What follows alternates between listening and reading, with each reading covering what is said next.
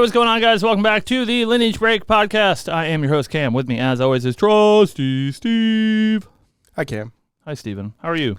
I'm doing well. Welcome back to glorious Massachusetts. Yeah, it's, it was terrible when we landed. Yeah. Because it was really hot. Yeah. Today's kind of nice. It's okay. It's okay out there. It's nice and cool in here. Most notably, it's a holiday. Happy July 4th. Happy July 4th. But it means that I don't actually have to deal with the public today, so I'm kind of off work. I'm at work. I have work to do, but I don't have to deal with nerds other than the Grand Archive people today. So it's good. It's good. It's good to be back. We're back for the podcast. We did, Steven. I have some bad news, and I have some bad news out there for you, Poro fans. So I was talking to Poro. And we were talking to Poro on the show at Worlds. I have some bad news. I was a little preoccupied at Worlds last weekend. I'm sure that you guys saw. And so Steve and I sat down to shoot the podcast live at Worlds, and we did. And maybe you guys saw us do that for a little while. We had Poro sit in for a bit. I don't think I hit record on the mixer. I did hit record on the camera, so the footage is there. I haven't looked at it yet, but I can assume it is unusable. I'm going to try my best to salvage exactly Poro calling Merlin a stank bitch out of that episode and see if I can get the audio clean enough for that one. But I think that episode's scuffed, so I apologize. However, the bright side is we did record some other content, which I don't want to spoil because it's pretty funny that Steve recorded, that will come up soon, probably the beginning of the week. And we did sit down and chat with Belle and Roger from Weaves of the Shore about some lore, and it was a really good episode. And that one I did hit record, and that one will come out, and it will be good. So look forward to that. That'll be probably also middle of the week sometime, as soon as I get it edited. But, of course, the spoiler video, which I edited yesterday, was task numero uno, as it is due today. If you're watching the show live, it'll be up at 2 p.m. Eastern Standard Time. All right, that's a lot of yapping. Steven. Cameron. How was your Worlds, Steven? My Worlds was great. Did you know? I did. That I was in the first 8 to play CL or Diana? I did not know that. Yeah. On my Omnidex, it says starter deck tournament number 1. Oh, that's cool. Yeah, I was one of 3 of the 8 yeah. that played Diane or that played CL. And it's been sort of a long time coming, Steven. Yeah. So listen, I'm a yapper. I always make it about me. I have a hideous ego problem. All true, I know. Hey. Yeah. Tell me how you feel about CL. It's your time. You finally know what he does. It's all very exciting. Yeah, it's pretty exciting. So turns out we were wrong. Right and wrong. Mm-hmm. CL is both the Lineage release and the mastery. Yeah, the bait, the tidbit bait for sure. Right, There's no way they would do that. There's no way that it's both on one. Yeah, no, it's both on one. He's super cool. I mean, right now, I have a build for him. It's not ideal. It's not what I want, but it's there. I think it's really strong. Yeah. Because of how he works with his omens. So for those of you who don't know, CL level 1 gets you a mastery. And then he has a mechanic where he gets to remove a card from the graveyard or your hand. Mostly that first one. Mostly the first one, because you shouldn't be removing from your hand. But you can remove from your graveyard or your hand, and you can put an omen counter. You banish it, you put an omen counter on it, and then his mastery says, when you have 1 or 2 omen counters, CL's attack gets +1. When you have 3 to 4, he gets +2. And when you have 5 or more, he gets +3, and you draw a card. Into memory. It's very interesting. A lot of his cards work with omens, at least at Umbra. However, because of the extra attack, right now I am just playing fire aggro with him because we don't have a large card pool. And I think the extra 3 damage matters a lot when you're playing fire aggro. Yeah. I mean, the floor is just pretty high. I mean, that's the nice part. Cam and I were playing a bunch of games, and if he didn't have healing, he was dead 4 times over. Because I put him back to 24 after he released his Serene Spirit, and if I just had that extra couple points of damage, I could have gotten there with it. But he's very cool. His level 2 lets you draw some cards. So based off the amount of omens counters, cards with omen counters you have, you discard a card, draw a card. And I've been told that they're each individual triggers. So that is true. You do them all separately. Yeah. Which is super cool. So you can just cycle the top of your deck. Right, You can just that go you get rid of the cards you don't want in your hand. Pretty cool. And he has a lineage release where you can release and get a card with an omen back to your hand, and then you banish a card from your hand with an omen counter. That is incorrect. Not true. That's what the Regalia does. Do you just get to? Oh, you get to cast. Yeah. You get to cast one of the cards with an omen. Activate one of the cards with the omen. Only if you have 6. 6 or more. Yeah. But yeah, it is good. That's sort of like a late game vibe. I think it's a good reason to level up to Umbra, right? Because it's Lineage release at level 2. Right. And it is very powerful. It does break timing restrictions. You do have to pay for the card, but it does break timing restrictions. I guess you can't play attacks, so that doesn't make any sense. Can't do the Kickstarter Spirit Blade Ghost Strike thing, I don't think, but I'll get a confirmation from my judge. But you can break some timing restrictions on stuff, which is good. Funny. It gives attack you for 6. That extra card in hand too. Yeah, on your turn. Yeah, I think he's pretty cool. I think the cool thing about both of these champions, and unfortunately no one here is a Diana sim, so we'll talk about her briefly. But I think the cool part about both of these champions is that the floors are really high. I think CL's floor is extremely high. Where the only games that I've played with CL are with the starter deck, and I played a couple yesterday or something. Just your attacks getting +1 even is pretty crazy. I had a lot of games where it was attack you for some amount, attack you with a bulwark sword or whatever, and then heavy swing for 7 is a very, very notable breakpoint over 6 that does kill people a lot of the time. And so I think even if you don't interact with CL's intricate mechanics basically at all, just getting +X to your attacks that ramp without you having to do anything. Even if you're a level 1 deck, you ramp to 6 omens just naturally with how the game works if you pass 6 turns. I think makes his floor really high. And I like that he feels a little bit more mechanically dense than Tony does. Yeah. Tony's kind of a boring white dude. But it's nice that CL has some intricacies to him. There's some cool stuff you can do, especially when you hit Umbra. And I've never really felt that way about Tony, so I think Masteries are cool. I think the difference is that I think CL, all 3 of his champions feel coherent. Yeah.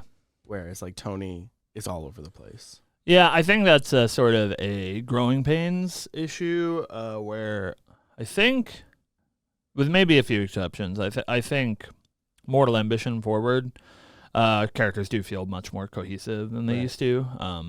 I think before, when ALC was designed, they were, I think purposefully, I don't want to call it a mistake. I think it was a purposeful design that they sort of split characters' identities from non-advanced element, advanced element, because the way that people play the game is usually one way or the other, right? They either play an advanced element deck or they play not an advanced element deck, and those strategies are usually very divergent. So I think they purposefully leaned into that in the ALC era, where the advanced element versions of those characters play very differently than the lower to the ground ones do. But I think recently they've done a great job of keeping champions cohesive throughout, and yeah, I think CL and Diana both really feel like that. which I think is cool. Yeah. Yeah. We haven't really touched on it, but CL level 3 says whenever you make an omen, deal 2 unpreventable damage to target champion? Or is it opponent's champion? Yeah, it doesn't matter. Not you. Not you, yeah. If you can target you, don't. Yeah, it's cool. Allows some... there's a lot of cards that move cards from your banish with omen counters and like switch them or add additional ones or whatever. You get a lot of that at level 3 as well. And so it adds some some reach that I think that these more aggressive attack-based decks do often have a problem with. Or like you attack your opponent a bunch, you get them, as you were saying, to like 24. But CL himself does have this like sort of unavoidable, at the very least, 2 unpreventable damage, but maybe more depending on what you have left in your material deck. Yeah, I think he's cool. I'm glad that you like him. Yeah, I'm actually more excited for some of the new keywords than I am. Like, obviously, like I'm floored. Like I couldn't be happier that I finally have him. But I'm more excited for some of these keywords that we're getting on some of these cards. More than just him alone, if that makes sense. You mean the like Guardian specific ones, or just like new just mechanics? Like in general, just like new mechanics. Oh, yeah. A lot of the cards that we saw at Worlds during the opening ceremony, I'm like super excited for. Yeah, we got a couple of different things. Before we get to that, though, we should of course talk about the musketeer in the room. I saw somebody in chat say something that I have to address. Diana is the other champion, and I was told that I would like Diana very much. And to be fair, I do. I think she's very fun. We need to make it very clear. Diana is not a magical girl, and we will have to permanently ban anyone that says so. That's not true. Yeah. But she's not a magical girl, and that's important. So note that. She's a musketeer. That's what we're calling her. Yep. And our musketeer, I don't know. I feel like I've sort of maybe come full circle on the champion designs. I was lucky enough to get to play the champions a little bit early. I didn't mention that, but I can now mention that. You guys know that I don't play this game anymore, so that doesn't really matter. But I was super, super impressed with Diana when I played her initially. I think she's really fun. Gets to glimpse really large numbers, and that's an Astra thing that I like, is glimpsing large numbers, and the way that the Aether Calling mechanic works means that your big glimpses are better than they are in something like Ari, because you can Aether Call multiple things in a single scry. So I think she's really fun. She shoots for kind of insane numbers, just like extremely large, especially with the Astra Aether Charge Doubler. I forget what the name is.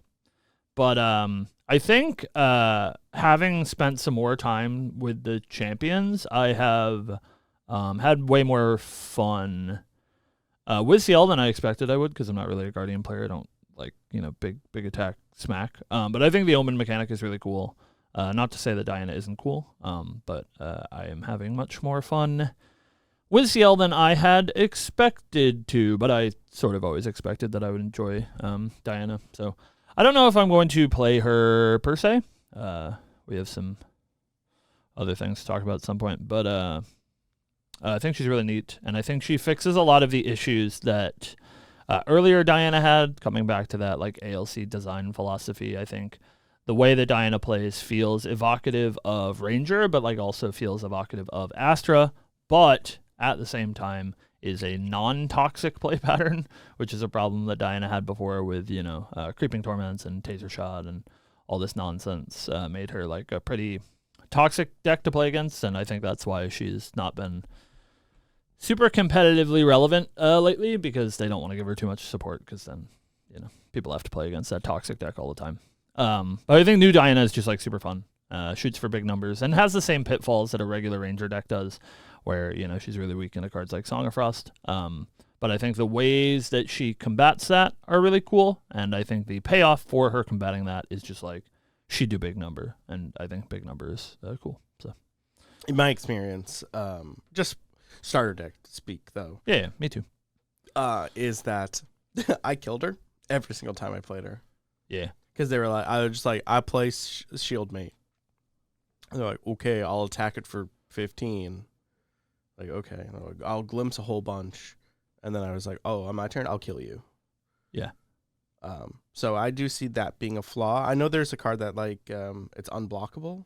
Yeah, unless you pay 3. Right. So, Yeah. like, I know that exists, but, like, it still feels like that Diana has that, like, hurdle to get over where, like, if you have an interceptor or taunt or any of those mechanics, it's still going to be pretty hard for you to get there. Yeah, I think they are designed pretty on like different sides of the spectrum, which is cool. I think CL's floor is really high, and so I'm not surprised that a lot of the starter deck events were going to CL players because the floor is high. Again, just heavy swing for 7 is pretty good, even if you don't engage with his mechanics at all. I think Diana's going to be pretty hard to play. She does have, I think, a fairly reasonably high ceiling, which is cool. The numbers that she can present are just truly insane, but I think, as you said, the problem is going to be landing them. And I think that is a cool way to design a Ranger, is not the old one was about uninteractivity from your opponent, right? And this one is about you being forced to interact with your opponent in order to hit them, which I think is cool. And it sort of compounds once you hit them once or twice. You like sort of get the ball rolling, and it becomes easy to snowball from there. But getting the first couple feels pretty difficult, and I think that's neat. I just want to address something that was brought up in chat about smoke bombs, because we did get a spoiler card. Smoke recently. bombs. Smoke bombs, yeah. Yeah. We did get a spoiler card recently. Yeah, smoke bombs. Yeah, I understand. Yeah. No. I'm gonna smack you.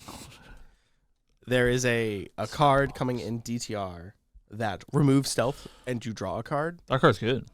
So smoke bombs isn't your albeit answer anymore for getting attacks in. Yeah, it's like true, but like you're gonna run the anti-smoke bombs card in your deck. In my side deck, surely. I don't know. I'm unconvinced. The card is good though. It's cheap. Draws a card. Yeah. And hey, if you guys want to see the spoilers, you can find them on proxiescodex.com. Official spoiler website of the Lineage Break podcast. But now that we have champions out of the way, Steven, I want to touch a little bit on new mechanics, like you said, that are cool. Again, we're not going to like read through cards. Of course, if you guys want to read spoilers, you can go on Codex and check them out. We just want to talk a little bit like more broadly about how we feel about new mechanics, and I think something really cool about TTR is that there's a lot of new mechanics, and they are all really cool. I think it's kind of a slam dunk in regards to set design, and I think the flavor is really good, and I think this is going to be an all-timer. I keep saying that, but like the reaction that I've seen from the people, the reaction that obviously Steve and I have to the set, is very good, and I think it's going to end up being people's favorite Grand Archive set for some time to come. So, a couple of things, and we'll go in order that they were talked about in the design notes. Just a few. The first one is sort of twofold. It's about reserve costs mattering, but I think the most important part is we're getting the introduction of some new like typal mechanics, the first of which is suited. And so suited all have this activated ability called Cardistry. It gets a little bit cheaper and a little bit better depending on how many suited allies you control. Because they're, 2 of hearts, 3 of spades, whatever. It's very very cute. Steven, how do you feel about cards? You like a play at the card game? I think Cardistry is kind of cool. It is cool. I need to see more before I commit to my opinion on it. Mm-hmm. But for right now, I think it's cool.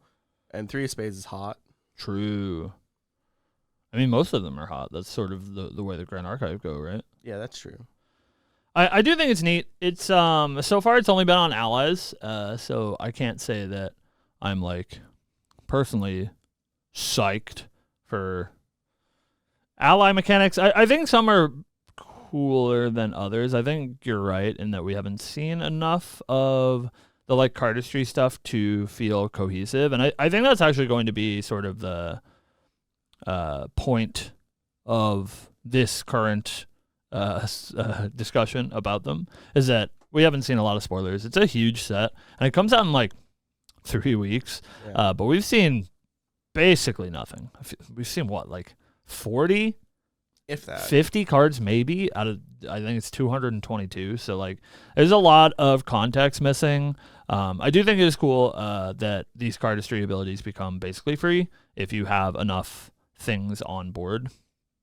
But that is sort of a mechanic that I worry about, not like power level wise or whatever. It's just, it's hard to accomplish. You need several pieces in play for any of them to do anything.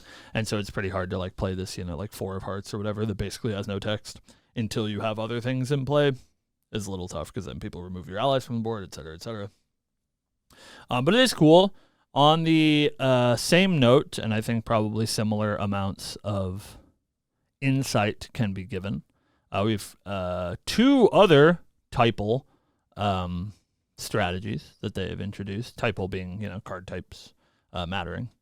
The first one is Chessman, which is super up in the air, I think. Yep. I don't really get it, Steve.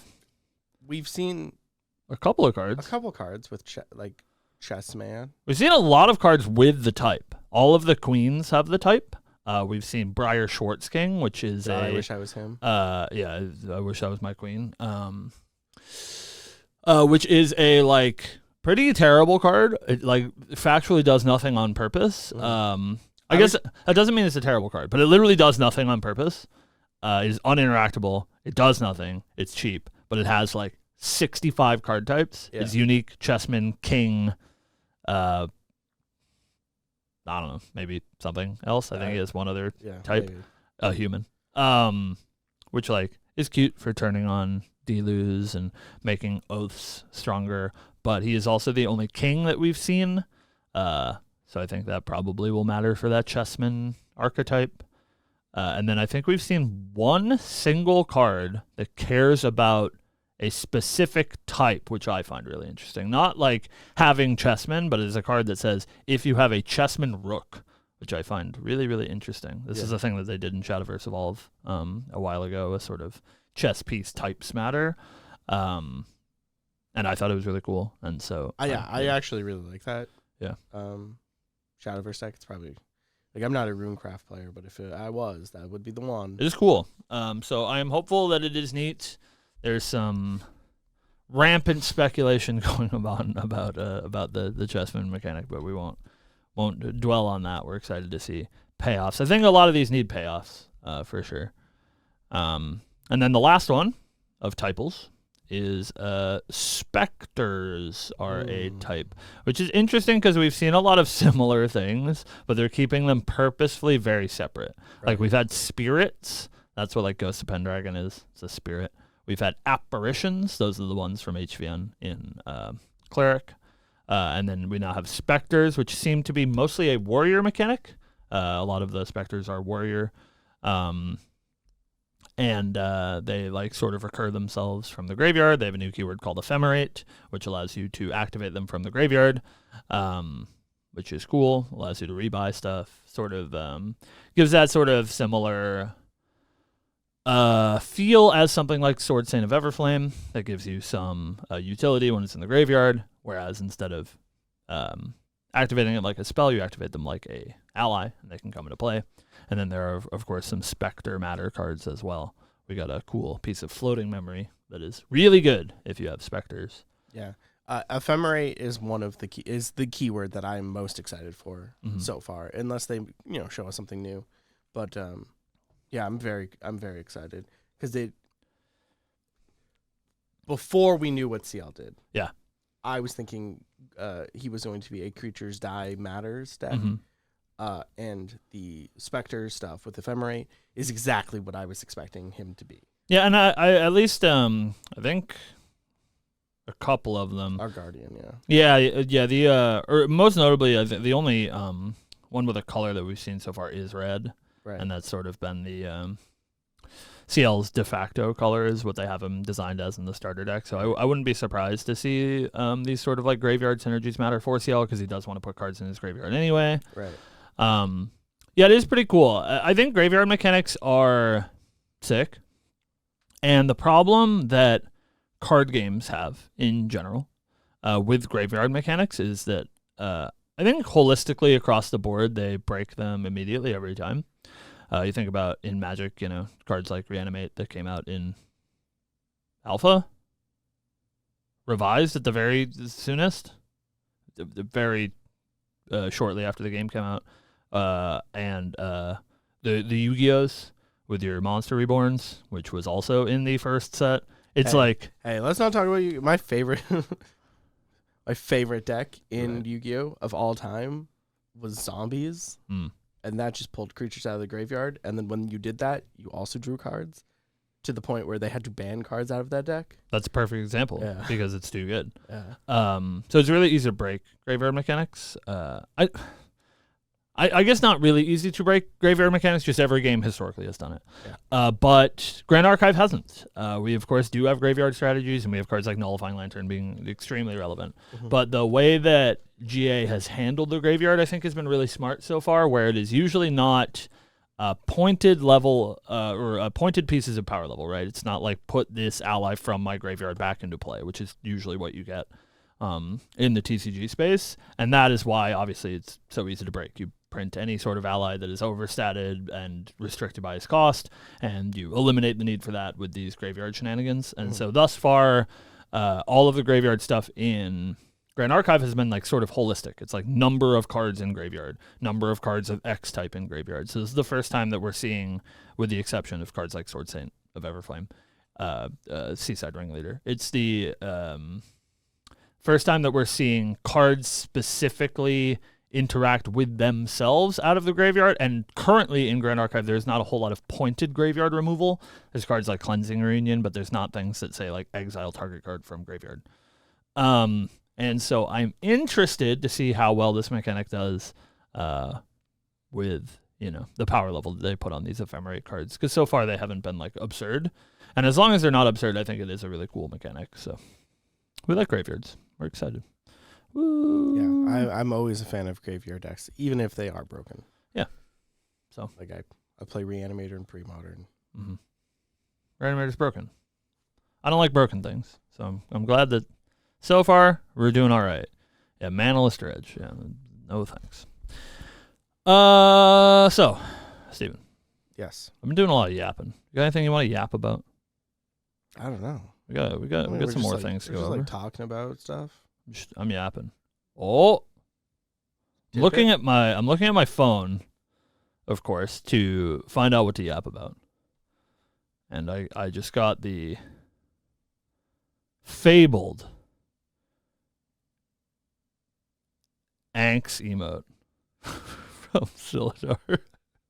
Can you not curse and stay on topic on stream? What does that mean? You policing my podcast, sir? If you do, we put you your stream up on AX. Okay. I can do that. You got it, Silidar. I will not curse, and we will stay on topic and not talk about Yu-Gi-Oh. Fair. Thank you. I was like, what does that mean? He's policing my podcast? Don't tell me not to swear. All right. Everybody, you were here. Stage persona. We're professional. We're professional cam now. But yeah, speaking of yapping, there's a couple more mechanics that I want to talk about. But maybe, a good start for me to talk about my favorite mechanic of the set. But we'll save that for a little bit, so the people live in California can see my brain explode in real time. So there's one other pretty big mechanic that I want to talk about, Steven. Mm-hmm. Sort of like the whole point. The whole shebang is the set is called Distorted Reflections, which is crazy about mirrors and stuff, about the looking glass. Something that is crazy to me, Steven, like mind-boggling. Because I think this is a first for Grand Archive. is that we saw the new Divine Relic Oh yeah, in the opening in ceremony. the opening ceremony, Which is insane. It's crazy. Yeah. It's like, oh yeah, here's a Divine Relic. They didn't even like particularly make a big deal out of Right, it. they're like, yeah, there's check this out thing. this new mechanic. Yeah. Here's this new Divine Relic, and all right, well, two things to talk about. It does refer to a new mechanic called Distortions. And what Distortions are is they are color-shifted versions of other cards. So like Bulwark Sword gets a color-shifted into Astra Sword called Inert Sword, I think. They are sort of ancillaries to cards that either already exist or are getting printed in the set that are in a different element, but you can activate them with certain cards, like the Looking Glass that says, if this card is in your starting material deck, you may begin with it on the field. Which is insane. It's crazy. It has Omni Shroud, by the way, so you can't interact with it basically at all. Yep. And then you ignore the elemental requirements of Distortion cards in play. I don't think that there's anything else that Distortions really matter for. I think they're based around this Divine Relic specifically. Right. So basically, if you play the Looking Glass, you can play all of these cool color-shifted versions of other cards, which allows you some amount of flexibility, some versatility, because things that you would normally have locked behind an element, and of course, Distortion cards are just regular cards, so if you're playing an Astra deck, you can play the new Astra Bulwark Sword. Right. But if you're playing the Looking Glass, you can play all of them, which I think is really neat. Yeah. It's a cool mechanic that I'm curious if they will explore further. Obviously, we're going to have two sets, and we'll talk about that second set a little bit later on today. But we're going to have two sets of Distortion support, assumingly. But it's a really cool sort of insular mechanic that I think it would be cool if we get more support for in the future because, again, that like versatility is really important. But it's a way to support, obviously, future archetypes because, again, they are just cards that you can play in your deck normally, but also support this Looking Glass type deck where you play all of the Distortions. Right. And I think that's really, really neat. I think so far the ones that we've seen are super flavorful. Yeah. I don't think any of them are like overly powerful. No. But they are super flavorful. They're super flavorful. Like I always like to point to Death Essence Amulet. Yeah, Death Essence Amulet is which pretty is cool. Life Essence Amulet, which is when an ally dies on your not your turn, you are allowed to draw a card. Yeah. Death Essence Amulet says whenever an ally dies on not your turn, your opponent discards a card. Yeah, And I think that's super flavorful. it is really cool. We got that in Bauble as well. We got Bauble of Scarcity, which instead of each player drawing a card, each player discards a card, which is pretty cool. So yeah, I do really like the flavor. I think it's a huge win in that department, and I think that's sort of going to be the tale of DTRs. Lots of cool flavor wins. Yeah. But Rule of cool, as they say. something that is less cool, personally. Mm. And I know maybe, they said they might put us up for the audience. So hello, audience. Hello. But I got to be real. I got to be real. This is our show. I got to be real. On the Looking Glass, there's a certain character featured, which no official confirmation yet, but my lord, if it's not true, has Merlin on it. Mm-hmm. We think that looks like Merlin. Looks similar to the character in the SB3 Fracturize art. And that surely references Merlin. That one's pretty clear. Your memories I aren't think. the only thing I will take from you is the flavor Yes. text on that Fracturize. And something else I'd like to point out, if you look closely at the sword, Yes. it is indeed Excalibur Cursed Blade. Yeah, that's a weird one. Not in this art. It's pretty Yeah, hard to tell from the Yeah, Looking she Glass doesn't art, have but it in the Fracturized SP3 art, it does look like Excalibur Cursed Sword, which we don't really know what to make of that, but that is, I think, true. Yeah. So I don't know. We don't know what Merlin's doing here. There's a little blurb in the product sheet for DTR. If you guys haven't read the product sheet for DTR, there's a cool bit of lore there to read about the set. But in that blurb, it mentions that a foreign force has torn open this Looking Glass and created this gateway between Wonderland and Lucenia. And we now can sort of confirm, based on the art on the Looking Glass, that is Merlin, We don't know exactly why she's back. It worries me a little bit with one particular queenly character that I'm a little bit enamored of. Yeah. So, speaking of, Steven, perfect timing. Shout out to you, Silidar, to give me my soapbox. The last element, the last mechanic that I want to talk about is, and I think, Steven, I know this is going to sound like copium, but I think regardless of any of the art or the flavor text or the type line or the text on the card, I think regardless would have been my favorite mechanic of the set because I think it's really, really cool. So we're getting a new advanced element in DTR called the Exalted Element. And again, this is sort of similar to Distortions, where I hope that this is something that we get going forward because I think it's a really, really cool design space.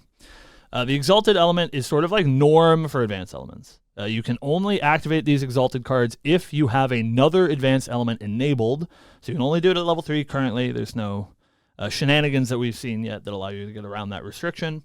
And they're sort of like, they feel like norm cards. They just feel extremely powerful. Like the couple of examples that we can point to without, dwelling on spoilers is there is a card that destroys up to 3 Phantasias. There is a card that destroys up to 3 domains. And these are types of cards that we usually only see destroy 1, right? Like the best Phantasia removal in the game is Scatter Essence because it destroys a Phantasia and has floating memory, but that is like the floor. Right. Whereas these do seem like they have that same flavor of norm cards or basic element cards, but they are elevated to a level that feels like an advanced element card. And I think this is a great way to give impactful silver bullets, ways to deal with strategies that are difficult to deal with to everyone. Like you print this wind card that says destroy 3 Phantasias. It's not just Diana that gets to play it because it's an Astra card, et cetera, et cetera. Every advanced element deck that is wind can play this card, and I think that's super, super cool. Yeah, I agree. Very, very neat.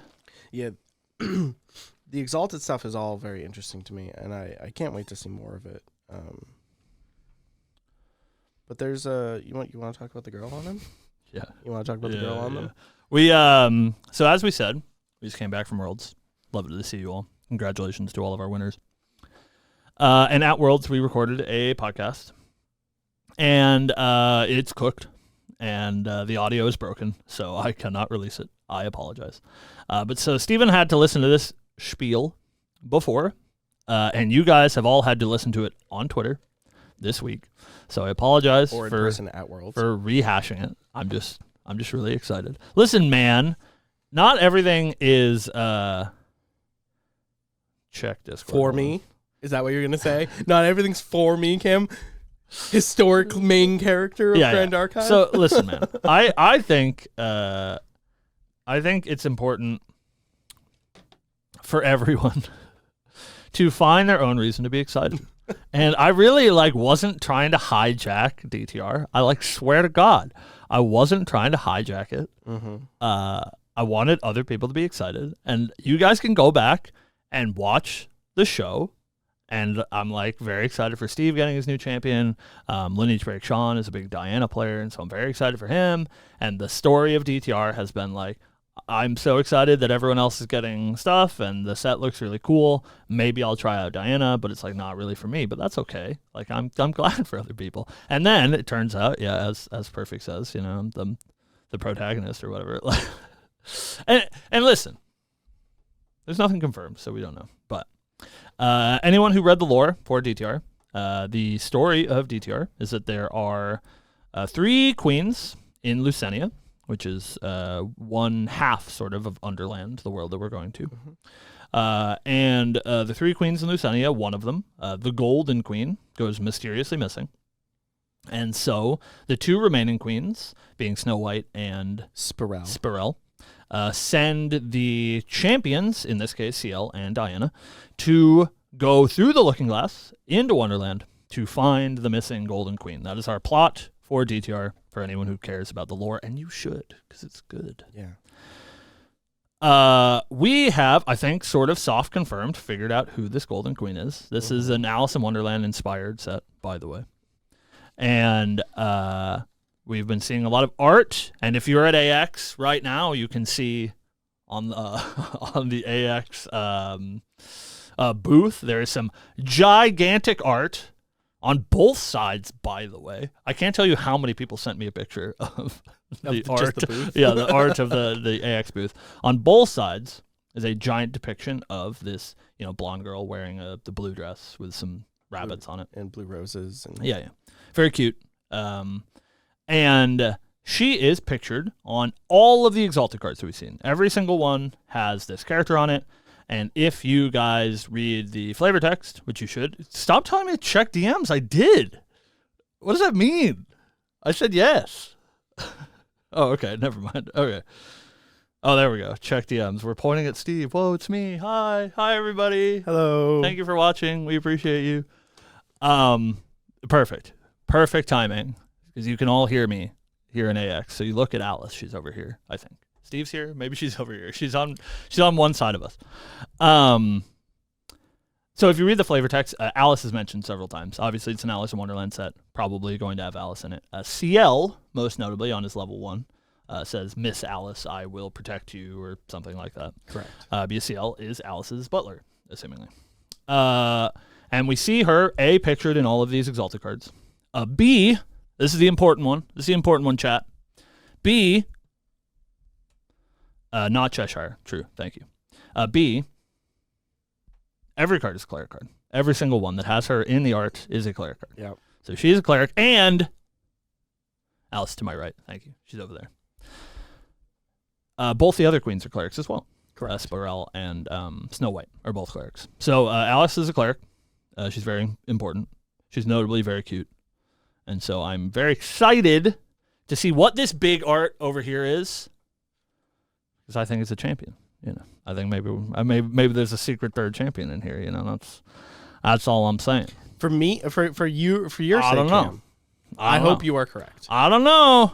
So all I'm saying, right? This art over here, they're making a pretty big deal about it.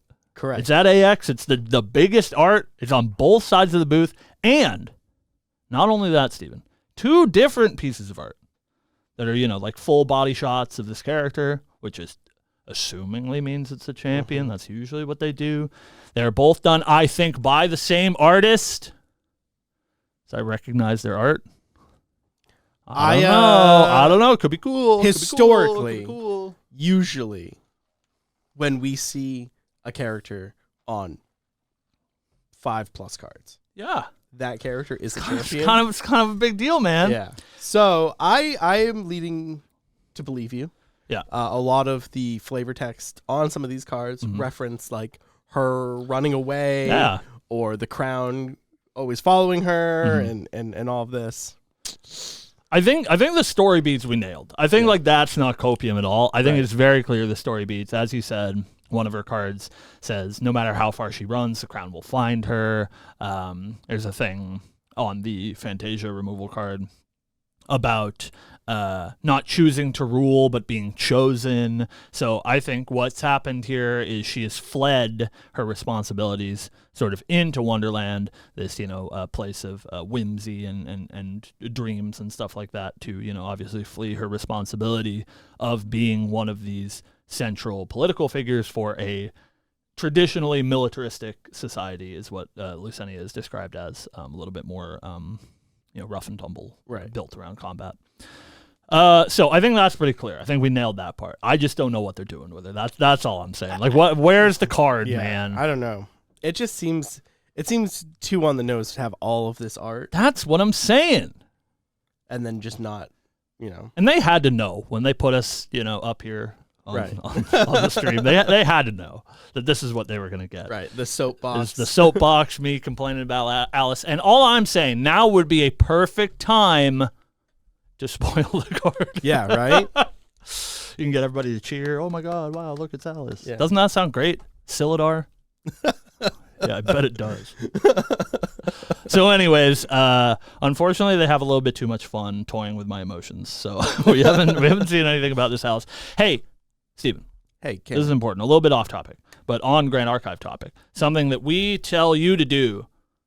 Go on x.com and find that Grand Archive social media campaign because we are still like a couple hundred likes short. For the ultra rare, yeah. We need that ultra rare. Yeah. What if it's her? Go find the campaign, like and share. Yeah. Yeah, I think we've actually already hit all the retweets. Oh, okay. We just need people to like it. And the retweets are the hard part. Well, you share it to get more likes. Right. You're a smart guy. You're a smart guy. But yeah, we're so close. Please go in to the official Grand Archive X account. True. And retweet the campaign. Smash that like button. Smash that like button. Help us get to that beautiful you are spoiler. All right. So, Steven. Cameron. I think that's enough soapboxing about Alice. Of course, World's most exciting event of the year. We also, this was all in the opening ceremony, the stuff that we're talking about. This was Friday morning. Right. We got all the new champions. We got the new mechanics. We got all this rampant speculation. But there was still a closing ceremony with lots of stuff that I want to talk about, which is exciting. So, first of all, we'll just go through it real quick because, you guys can find all the information if you need it on the internet. But we got a new schedule for Grand Archive, and man, it is looking busy, Steven. Yes, sir. Our October Canadian Ascent was confirmed as Ascent Niagara Falls, right over the border. Woo! So anybody who is in the U.S. or in Canada, it's a good middle ground. I believe it is technically on the Canada side, so make sure you have your passport. But that is very exciting. We got the announcement of Ascent Auckland going back in November for all of you Australian folks. Woo! Welcome back to Oceania. Of course, we have PTM coming out in December, which we'll talk about a little bit.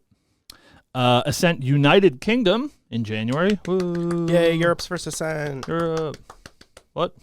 That's not true. It's not true? What about Utrecht? Oh, yeah. That happened already. Yeah, I forgot about Utrecht. Yay. Also in January this year. True. It's funny. February is a new location for Grand Archive, Ascent Philippines, which is awesome. Congratulations. In March, we're going to Los Angeles, California. Obviously, there's a lot of California events, but that is a hot spot for the Grand Archive community. Anime Expo right now. Also very important, which I think we'll talk about on a later episode, and maybe you guys will get a little tiny bit of insight into this one when you watch our interview that we did with the developers next week. Set 9 RDO is coming out in March and is our first capstone set, which is been described as a sort of culmination of the first few years of Grand Archive, and so it will be sort of like a, I think Roger used the word scrapbook of previous sets. So you'll get looks into like story beats and stuff from the past 8 sets of Grand Archive because we've been around for, man, like 3 years now, which is pretty crazy. In May, we have Ascent Las Vegas. Woo, Vegas! And NA Nationals. As well as Nationals, yeah. It's a little bit interesting for those to be so close together. And I think something that would be really cool is if we start lining up Nationals with an Ascent. And you do sort of like what we do for Worlds, where it's like Nationals Day 1 is on Friday. If you scrub out of Nationals, you get to play in the Ascent on Saturday. Or you're in Day 2 of Nationals, I think would be cool. I don't know if that's their plan, but I think that would be a cool way to line those things up so that, people get to have more of a community-driven feel for Nationals, because Nationals usually feels a little bit smaller because it's just a tournament. There's no like side events, et cetera, et cetera. Right. So, yeah, that is in May. We have Nationals for EU, Oceania, and SEA in June. We have Supporter Pack 4, of course, at Anime Expo next year, debuting there as it is debuting this year at Anime Expo. And then in August, which is pretty late for Worlds, but in August, we have Worlds 2026 in Singapore, which is super, super cool. First World outside of the U.S. Yeah, and it's a big deal, and Singapore is a lovely place. So I think they really chose a good spot. The SEA community is huge and has so many great players over there. Yeah, their locals are like regionals. Yeah, it's insane. So I think that one's going to be a massive, massive turnout. Yeah. We can't wait to see you in Singapore next year. All right, moving on. We got some prize cards announced. Again, I don't want to dwell too much on those, but our Revelfest card for the HVN Revelfest is Fire Resonance Bauble featuring Guoja, which is cool. I wonder if we'll get the other ones.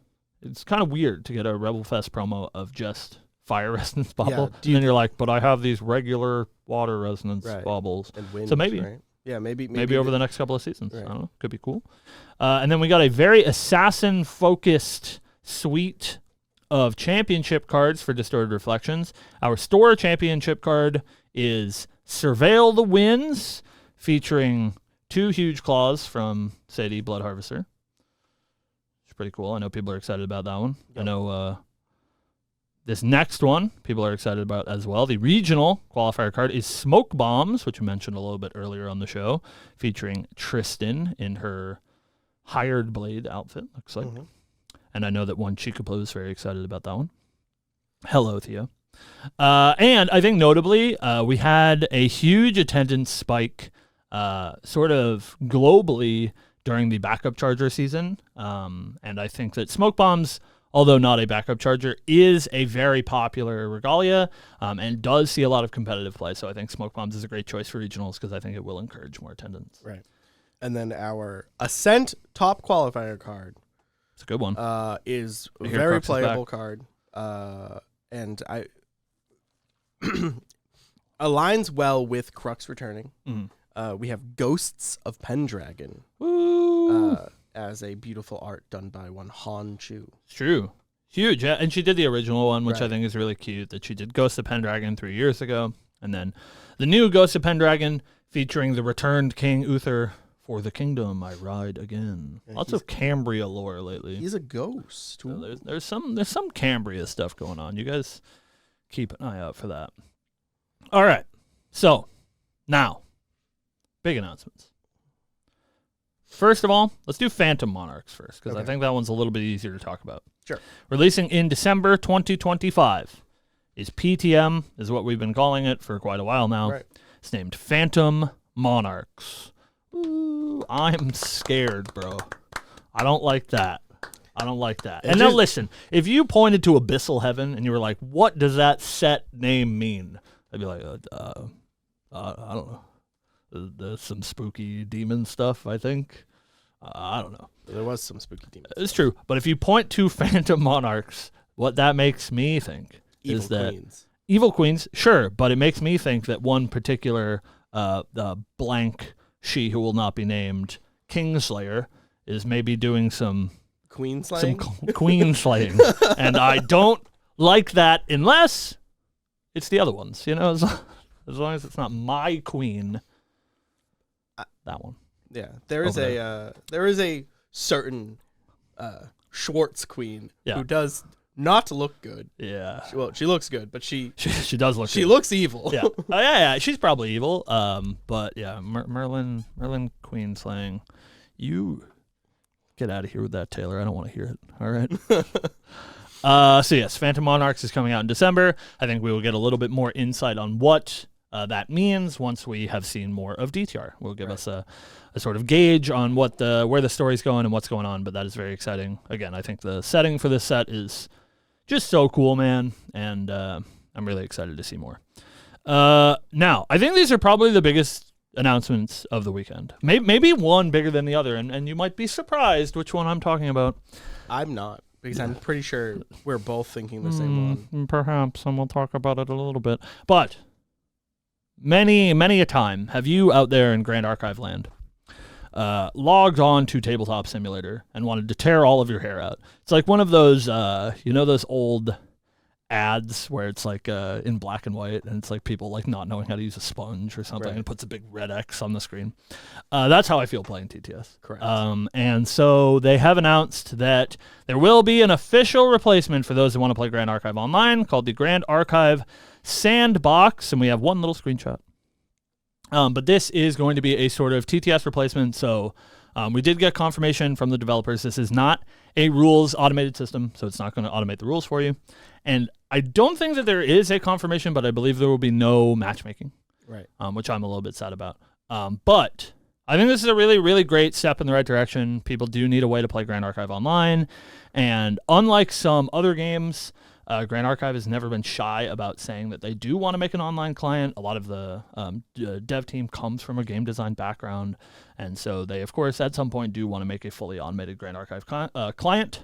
But this is a good stepping stone in that right direction. It allows people to have a Grand Archive dedicated place to test. This is obviously a very serious competitive game. If you guys are new to Grand Archive or you're just getting into it, the competitive scene is very, very robust. And so people are always looking for a way to efficiently test the game. And so this will do that. And I think if we, support Grand Archive Sandbox, do that, play it, tell them how much you like it, show them that the numbers are big, and then they can say, oh, people do really enjoy this. This is worth the money and the development time to make a rules automated version. But B, I think that we as a community can figure out some matchmaking, and then this allows for people like us that really love content creating. I would love to stream Grand Archive, but I hate people. Bit of an introvert. I don't know if you guys knew that. Even though I'm on camera often. So I don't want to like sit in a Discord call with somebody and play Grand Archive on TTS. I want to do that all silently, sitting at my computer, maybe talking to chat like I'm talking to right now. And so I hope that we can find some way to like do matchmaking and stuff like that. I think would be really cool. So I'm very excited for that one. But Steven, very excited for this one too. I'm so excited for this one. So announced at Worlds is our new Grand Archive casual format called Pantheon. Yeah. We have no information on it other Right. than it is a casual format, coming in quarter one of 2026. Mm-hmm. That's really all we have. But I'm thinking this is going to be a similar multiplayer casual format that other TCGs do. Maybe. So I was talking to Poro. Pantheon's really cool. I think something that, and we'll be honest, we love Grand Archive. But it was a bit of a cop-out, right? It's when Grand Archive came out and people asked about multiplayer. They're like, well, the rules are designed with multiplayer in mind. And that is true. You can sit down, you can play multiplayer Grand Archive. We are some of the most dedicated Grand Archive people that exist out there. We never play multiplayer. And that is not because we don't want to, it's because a lack of structure for a casual format, I think, means that people just won't like really interact with it. And so I think even though obviously the rules do work with multiplayer in mind, we do want some way to interact with that in a way that is structured by the company. And so I'm unsure if Pantheon is going to be that sort of like free for all 4-player multiplayer format that a lot of other games have. That I don't know, but I do think that as we mentioned, 60 seconds ago, Grand Archive is a very competitive game. There's a lot of really competitive people that play it, but that I think shouldn't be the case. I of course, I love the effort that they put into the competitive community, and I love how robust it is. I love how rewarding it is to be a competitive player. So if you're a competitive player, there is that route for you, and you can play competitive Grand Archive, and you can be like, main deck Taylor and win the world championship and win $20,000 and a prize card that probably sells for triple that, right? If he wants to get rid of it.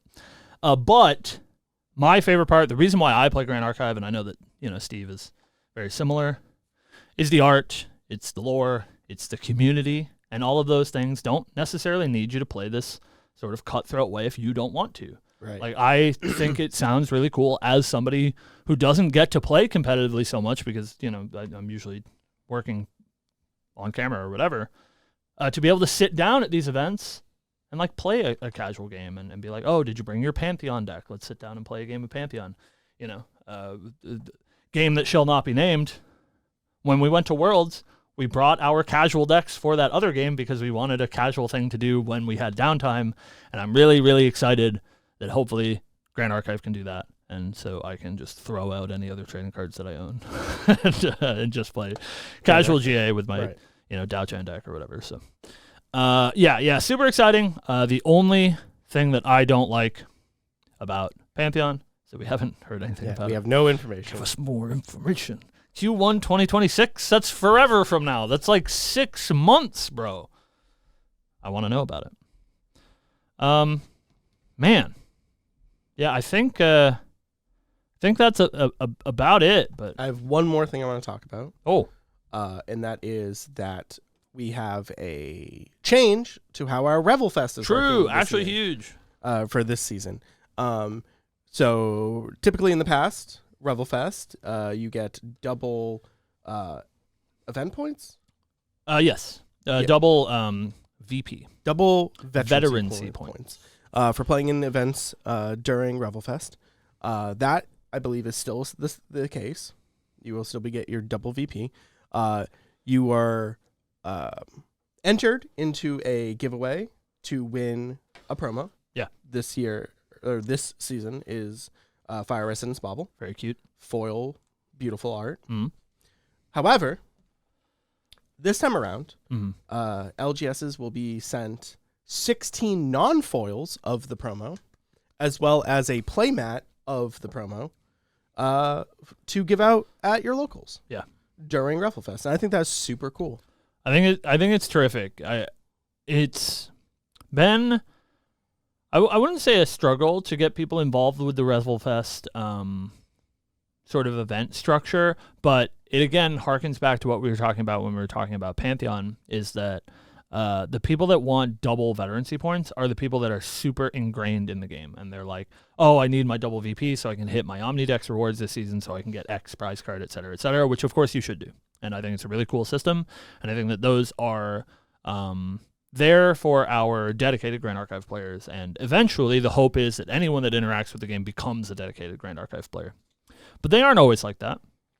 And I think before then, other than the single entry into the Revelfest giveaway, there wasn't a whole lot of incentive for the more casual players to show up for these, double VP weekend events. And so I think this is a great way to, hopefully, stores out there that might be watching, to have a more casual focused event for Revelfest, so sort of a celebratory thing. And I'm not going to give away our playmat to the winner. I think we're going to do some sort of way to give it away pseudo randomly or whatever, some sort of reward for people that are not the best player in the room, but are interacting with the community in a positive way. And so I think it's great to have not only going to be that pretty coveted playmat, I think, but most locals for Grand Archive are going to be in that 16-ish range, and so it'll be cool for most everybody that goes to one of these events to get a promo. Yeah, I think it's a slam dunk in the right direction. Yeah, man.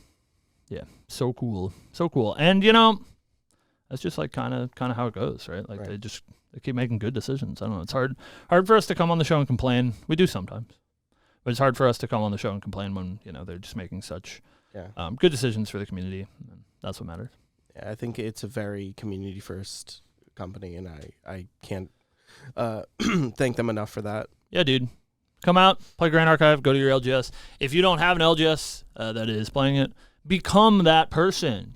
Go to your local game store and say, hey, I'm a weeb.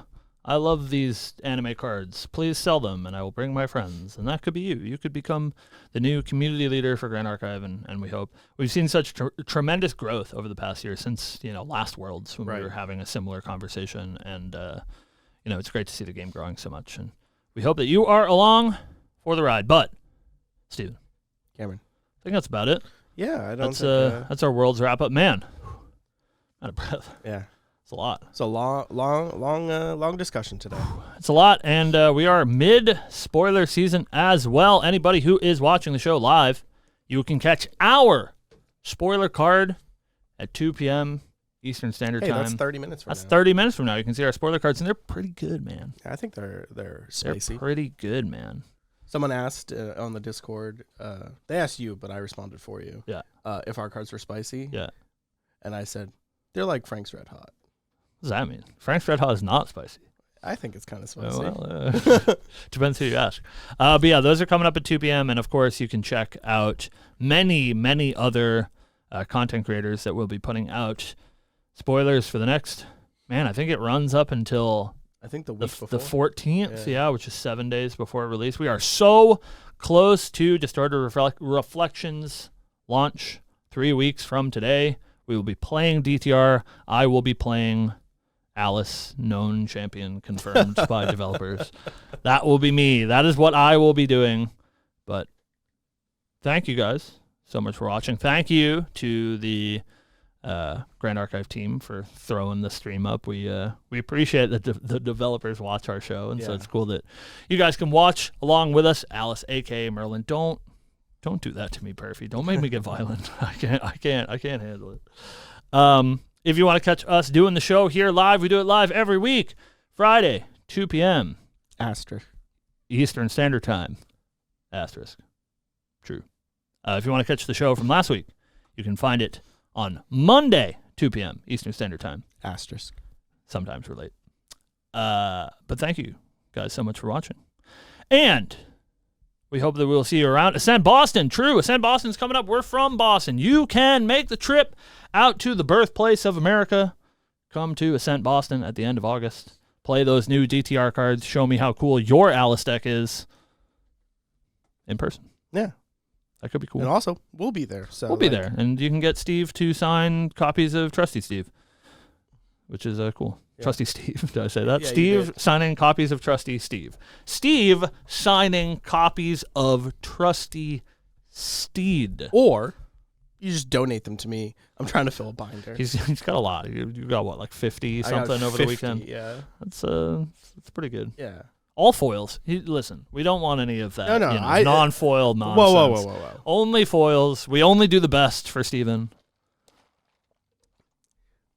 I would appreciate the foils, but give me your non-foils too. I would need to fill out the binder. All the goods. All right. Well, thank you guys for watching. And we will see you next week. Thank you guys. Bye-bye. Bye.